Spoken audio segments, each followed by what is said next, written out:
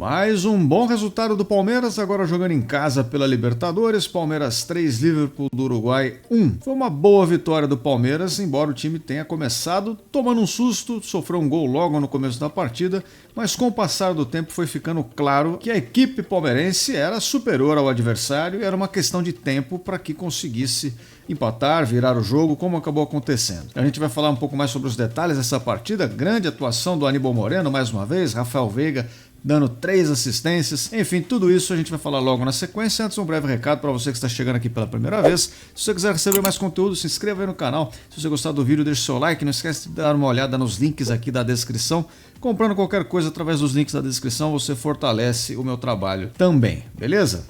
Então vamos lá, pessoal, jogando agora em casa pela Libertadores, o Palmeiras, que havia empatado a primeira partida jogando fora, conseguiu agora uma vitória importante em termos de classificação e por se tratar do adversário que é tecnicamente inferior, embora o Liverpool do Uruguai, eu já mencionei aqui, tenha se destacado recentemente como um clube que tem revelado bons jogadores. Porém, por questões econômicas, financeiras, eles não acabam ficando muito tempo por ali, né? E por isso também acaba não sendo a equipe mais forte do mundo, mas não é uma equipe a ser descartada.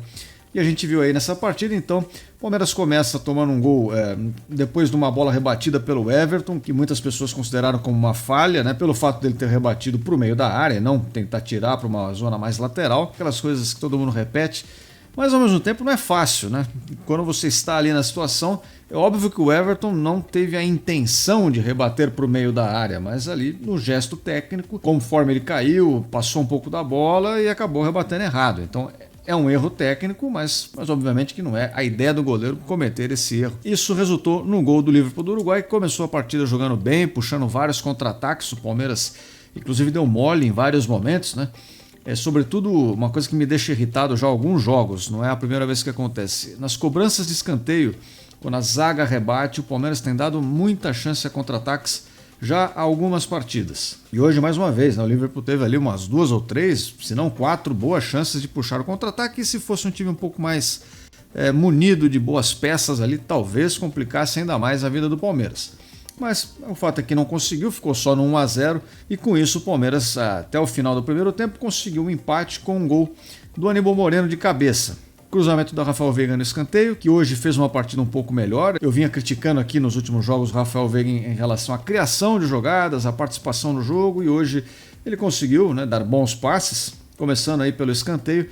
E me surpreendeu um pouco a liberdade que o Aníbal Moreno teve dentro da área. É claro que ele é um jogador de uma estatura mais baixa, então ele chama menos atenção ali naquela movimentação entre os zagueiros ali na área, mas teve uma liberdade muito grande e teve o mérito de cabecear bem, tirando do goleiro.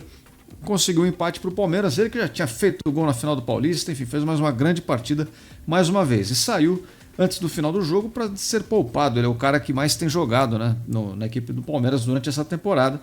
Descanso merecido. Pois bem, na sequência, mais uma bola levantada na área, de novo pelo Rafael Veiga, e o Flaco Lopes, agora pela Libertadores, né, conseguiu já o seu primeiro gol aí na temporada também. Gol da virada palmeirense, o Flaco Lopes fez uma partida razoável, com bons momentos. Já para o final do jogo ele teve um pouco de lentidão em algumas situações, mas nada a ser considerado muito além do normal. E por fim o Palmeiras fecha a vitória com um gol do menino Estevão.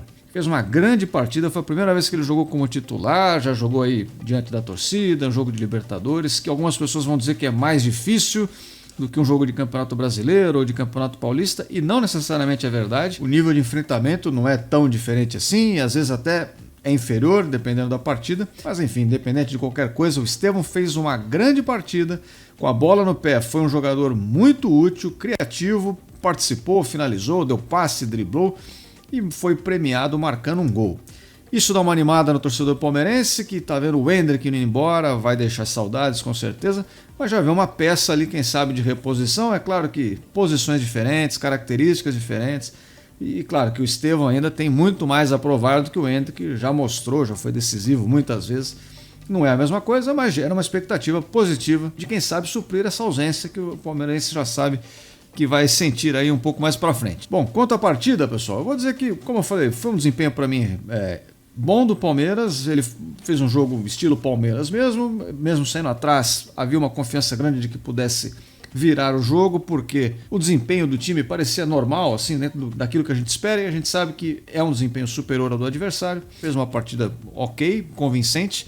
O Abel Ferreira começou o jogo abrindo mão um pouco daquele esquema de 3 zagueiros e o torcedor dando graças a Deus, né, a maioria deles, porque foi uma coisa que o Abel insistiu muito no começo da temporada, tentando fazer funcionar e claramente enrijeceu completamente o setor criativo do time, deixou o time sem alternativas e não vinha tendo bons resultados. Em termos de performance, né? E nas últimas partidas a gente tem visto um pé atrás, um passo atrás para que o Palmeiras volte a jogar de uma maneira que favoreça mais ali o estilo de jogo dos seus jogadores. Pois bem, já para o final do jogo, até que ele deu uma remontada nesse esquema de 3 zagueiros, mas aí vira circunstância, né? Já com o resultado já feito, então é uma outra circunstância. Agora, uma outra coisa que eu anotei aqui foi o desempenho da meninada aí do Palmeiras como um todo. A gente já mencionou o Estevão, mas teve também o Luiz Guilherme jogando pela esquerda, que fez uma boa partida também quando teve a bola nos pés.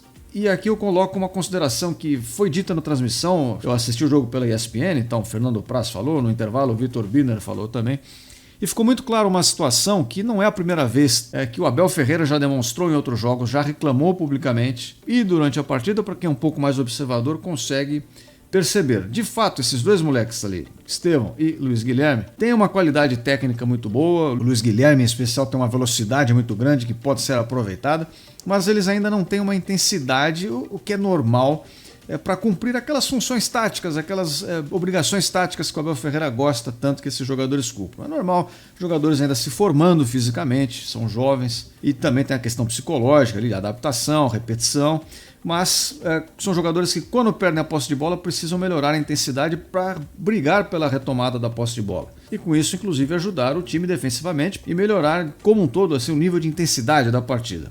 É uma coisa que vai ser desenvolvida com o tempo, não há nenhuma limitação. Das coisas que o jogador precisa aprender e melhorar, essa é uma das mais fáceis, né? Não, é muito mais fácil você ensinar isso para o cara do que ensiná-lo a ficar bom tecnicamente, por exemplo, né? E tecnicamente eles já demonstraram que são bons. Como eu falei, nada que não possa ser superado. E por fim, eu queria comentar a arbitragem, pessoal, que foi um negócio meio... Não comprometeu o resultado, a arbitragem, mas foi muito confuso. Um VAR demoradíssimo. Um árbitro confuso que inverteu vários lances, mudou de opinião na última hora, marca uma coisa, aí quando o cara vai cobrar ele muda de ideia, decide que é outra. Mas para mim o momento áureo foi, no primeiro tempo, ele conseguiu marcar uma falta do jogador do Liverpool em cima do outro jogador do Liverpool. Eu não sei se vocês perceberam isso, mas teve um lance que 2 jogadores do Liverpool foram disputar a bola ali, eles se trombaram e tal, e o juiz deu falta.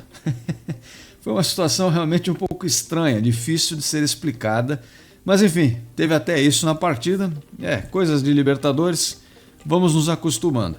E falando em Libertadores, eu queria passar com vocês pelos resultados da rodada, para a gente ver como os times brasileiros se saíram nessa rodada. Lembrando que na rodada de inauguração, de estreia, os times brasileiros foram muito mal e decepcionaram bastante. Agora na segunda rodada as coisas já começam a voltar um pouco mais à normalidade.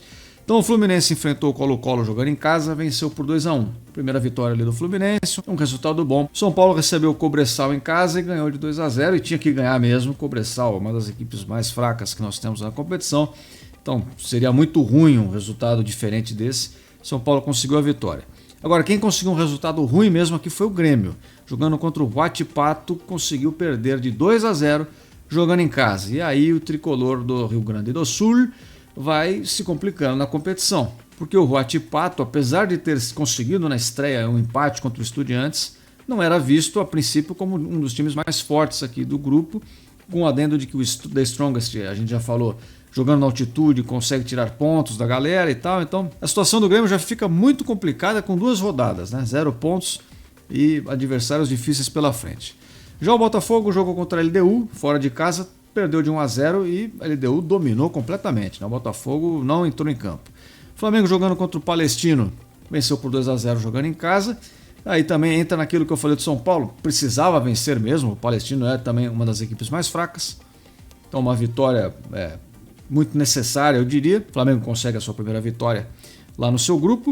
O Palmeiras venceu o Liverpool do Uruguai por 3-1 e o Atlético Mineiro conseguiu vencer o Rosário Central por 2-1. Um jogo já um pouco mais difícil, Gustavo Scarpa já desencantando lá pelo Atlético Mineiro, né? Começou a fazer gols, começou a jogar um pouco melhor.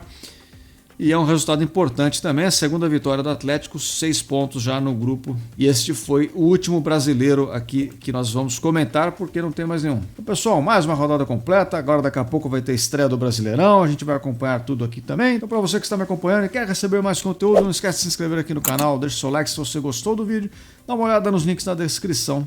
E eu aguardo todos vocês aqui em breve. Até a próxima. Fui!